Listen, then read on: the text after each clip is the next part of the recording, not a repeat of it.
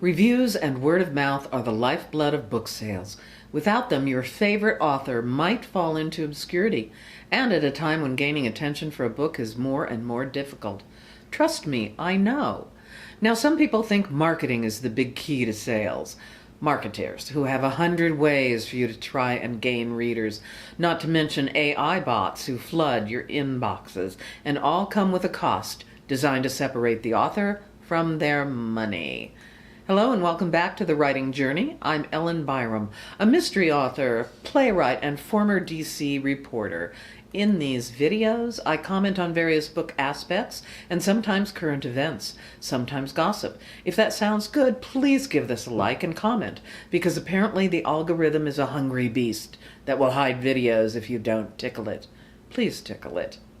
Back to those reviews and marketing. We've recently seen an incredible example of how spending money on marketing, that all-important marketing, can backfire spectacularly. Someone can spend $35 million on marketing for a movie that no one wants to see, and it fails majorly. In addition to a ridiculous marketing budget, we heard stories of military personnel being coerced under threat of losing their jobs into seeing that apparent snooze fest and narcissistic exercise called Melania. Ultimately, it didn't help, even though the lies go on that it did. For the real people, such as authors, marketing is a pain in the neck and elsewhere. It can cost too much money, and I don't personally know any moneybags writers who have a marketing budget of millions or even thousands to spend on hungry companies waiting to take your money, nipping at your heels with false promises, especially the scam fake ones. And so many of them are insulting as well. First, they try a little praise, and they don't even know the name of your book. Or apparently you. Your writing is superb, they say. Then comes the blow, the insult. But you suck at getting the word out about your book. And only I and my imaginary services can help you. I don't know who this approach works on, but apparently there are people who are masochists with lots of money. I listened to a meeting just the other day where an agent and editor agreed you need a platform and a presence on the web, or at least to be seen at your local libraries and bookstores. You have to be a team player and get on that treadmill. But honestly, when do you get to write? In between the blog posts and the new ideas to promote yourself, and your job if you have one. It's hard to know what to do if you don't care to sell yourself like a tube of toothpaste. Read my book for a brighter, whiter smile. Peruse my book and increase your IQ. Gain sparkling cocktail chatter and dress better. Well, the last part might be true if you read my Crime of Fashion mysteries. People have always said write the best book you can and readers will find you. I agree with the first part, write the best book. But how are you going to be discovered? Does a book matter if no one sees it? Every day we are flooded with new books, new voices, and to be fair, a lot of it is substandard, even books from major publishers. But fewer and fewer people are reading books. Students graduate from schools without being able to read and write. When we lose the ability to read and enjoy books, plays, articles, we lose something of great value.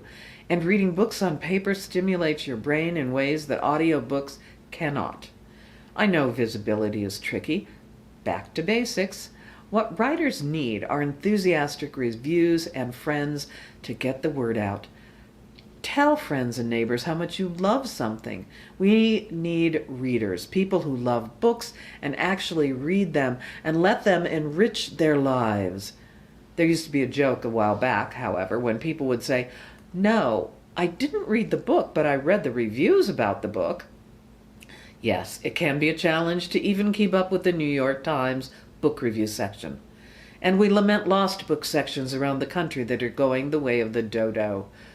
The Washington Post, which has been gutted like a fish by the same man who spent $35 million advertising Melania, just dumped its vital book section.